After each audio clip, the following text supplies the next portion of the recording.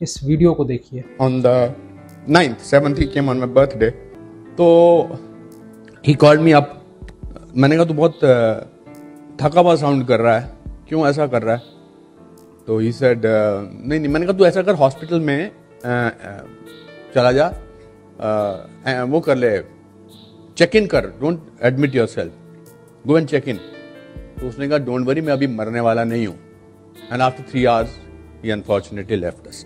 अब जब अनुपम खेर ने सतीश कौशिक से कहा था कि आप चेकअप करवा लो, अगर उन्होंने करवा लिया होता तो शायद आज वो जिंदा रह जाते। रिसेंटली इन सभी सेलिब्रिटीज की हार्ट अटैक से डेथ हुई। भारत में हार्ट अटैक किसी पैंडेमिक से कम नहीं है। नॉर्मली लोग हार्ट अटैक को एक ओल्ड एज डिसीज मानते हैं, लेकिन ये गलत सोच है। राजकोट में एक 8 साल की बच्ची हार्ट अटैक से मर जाती है। इंदौर में 16 साल की लड़की हार्ट अटैक से मर जाती है। इनफैक्ट लखनऊ और इटावा के अलग अलग केसेस में दुल्हन की शादी के टाइम हार्ट अटैक से डेथ हो जाती है। इनफैक्ट कन्नड़ा फिल्म इंडस्ट्री के सुपरस्टार पुनीत राजकुमार तो prevent premature heart attack initiative के ब्रांड एम्बेसडर थे, और उनकी 46 ईयर्स की एज में हार्ट अटैक से डेथ हो जाती है, जबकि वो बहुत ही फिट थे। एक इंसान के हार्ट का वेट 300 ग्राम होता है, और ये एक फिस्ट यानी एक मुट्ठी जितना बड़ा होता है, और सेंटर से थोड़ा सा लेफ्ट की तरफ होता है। हमारे शरीर में almost 5 litres blood heart pump करता है, और आर्टरीज की मदद से ऑक्सीजनेटेड ब्लड पूरी बॉडी में जाता है, और वीन्स की मदद से डीऑक्सीजनेटेड ब्लड वापस हार्ट में आता है, जो लंग्स की हेल्प से वापस ऑक्सीजन पाता है, और इस तरीके से बॉडी में ब्लड सर्कुलेट होता रहता है। इनफैक्ट अगर इंसान की ब्लड वेसल्स को जोड़ दिया जाए तो ये लगभग 1 लाख किलोमीटर लंबी होंगी, यानी कि आप पूरी दुनिया को 2 बार घूम सकते हो। अब हार्ट में 4 चैम्बर्स होते हैं, 2 वेंट्रिकल्स एंड 2 एट्रियम, और इनमें से किसी भी चैम्बर में ब्लड सप्लाई अगर ब्लॉक हो जाता है तो बस उसी कंडीशन को हार्ट अटैक कहते हैं। और ये कंडीशन तब होती है जब लिपोप्रोटीन्स या फिर ट्राइग्लिसराइड्स की वजह से लो डेंसिटी लिपोप्रोटीन यानी कि बैड कोलेस्ट्रॉल आपके शरीर में बढ़ जाता है। अब ये तो हार्ट अटैक हो गया, लेकिन कार्डियक अरेस्ट उस स्ट्रोक को बोलते हैं जिसमें हार्ट टिश्यू को सही मात्रा में ब्लड नहीं मिल पाता है और वो डैमेज हो जाता है। हर एक स्ट्रोक पे हार्ट डैमेज होता चला जाता है, और कार्डियक अरेस्ट में हार्ट ब्लड को पंप करना कंप्लीटली बंद कर देता है, और इंसान की इमीडिएट डेथ हो जाती है। इनफैक्ट कार्डियक अरेस्ट में 10 में से 9 केसेस में डेथ होना निश्चित होता है, और आज भारत में 24% डेथ्स हार्ट अटैक से हो रही हैं, यानी हर 4 में से 1 व्यक्ति वो हार्ट अटैक से मर रहा है। आपको जानकर सरप्राइज होगा, 1990 में ये फिगर 15% था, और यूएस या यूके से ये नंबर ऑलमोस्ट 3 टाइम्स है। और इसीलिए दुनिया भर के मेडिकल एक्सपर्ट्स इंडिया को दुनिया की क्रॉनिक हार्ट डिसीज कैपिटल तक बोलते हैं। अब हार्ट डिसीजेस या फिर कार्डियोवैस्कुलर डिसीजेस को 4 कैटेगरी में हम बांट सकते हैं: traditional, genetic, lifestyle and special cases. अब ज्यादातर लोगों को ये पता होता है ट्रेडिशनल रीजंस जैसे कि डायबिटीज और high blood pressure leads to heart attack, क्योंकि डायबिटीज और हाई ब्लड प्रेशर में आपके ब्लड वेसल्स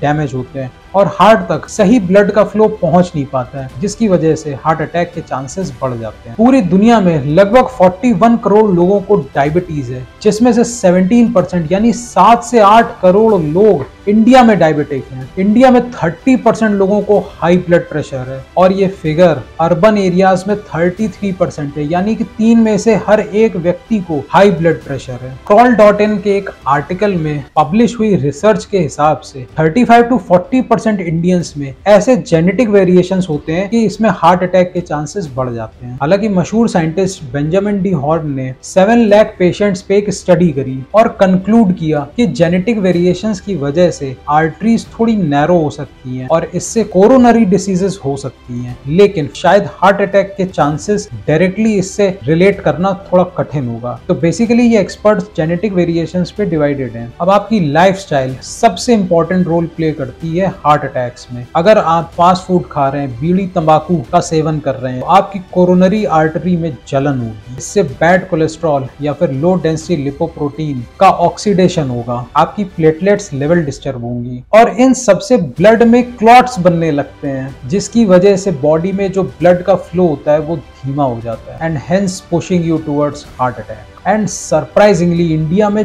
26 करोड़ लोग तंबाकू का सेवन करते हैं, जिसमें से 90% डेली तंबाकू खाते हैं। और इंडिया में खैनी और सुरती की सबसे ज्यादा खपत होती है। और आजकल ये जो फास्ट फूड्स और स्ट्रीट फूड खाने का एक ट्रेंड शुरू हुआ है, आप कभी भी देख लेना, कोई भी दुकानदार एक कढ़ाई में एक बार तेल डालता है और उसको रेगुलरली यूज करता रहता है, कभी पुराने तेल को फेंकता नहीं है। उस तेल में ट्रांस फैट्स डेवलप हो जाते हैं जो डायरेक्टली आपकी हार्ट की हेल्थ के लिए घातक होता है। इनफैक्ट कंपनीज ये दावा तो करती हैं कि उनके प्रोडक्ट्स में 0 ट्रांस फैट होता है, बट एक्चुअली में अगर लैब की टेस्टिंग करी जाए, स्पेशली स्ट्रीट फूड्स की, तो मेजॉरिटी में ट्रांस फैट्स पाया जाएगा। इनफैक्ट अमेरिकन हार्ट एसोसिएशन की 2019 के एक सर्वे के हिसाब से जिन लोगों का कोलेस्ट्रॉल लेवल ज्यादा होता है उन्हें हार्ट अटैक आने के 39% चांसेस बढ़ जाते हैं। ओबेसिटी और अंडरवेट होना भी एक्चुअली हार्ट अटैक को न्योता देने बराबर। मैंने अभी 2019 की जिस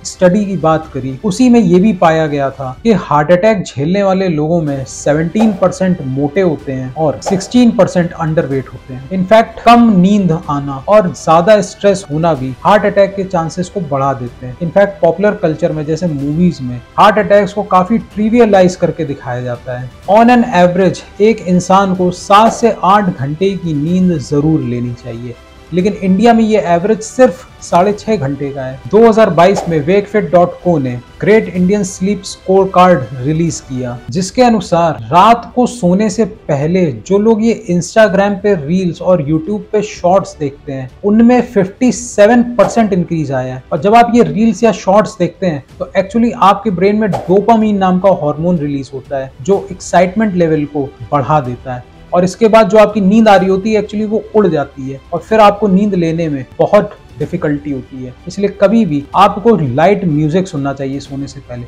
लेकिन कभी भी ये वीडियो और ये रील्स और शॉर्ट्स तो बिल्कुल भी नहीं देखना चाहिए। हार्वर्ड मेडिकल स्कूल की 2020 की स्टडी के हिसाब से जब आपका स्ट्रेस लेवल बढ़ता है तब आपका खून गाढ़ा होता है, जिससे कि blockade and ultimately heart attack के चांसेस बढ़ जाते हैं। और एक्चुअली इस कंडीशन को स्ट्रेस कार्डियोमायोपैथी कहते हैं। एंड शॉकिंगली ये सबसे ज्यादा बच्चों में देखा जाता है, जिसका सबसे बड़ा रीजन होता है इमोशनल स्ट्रेस।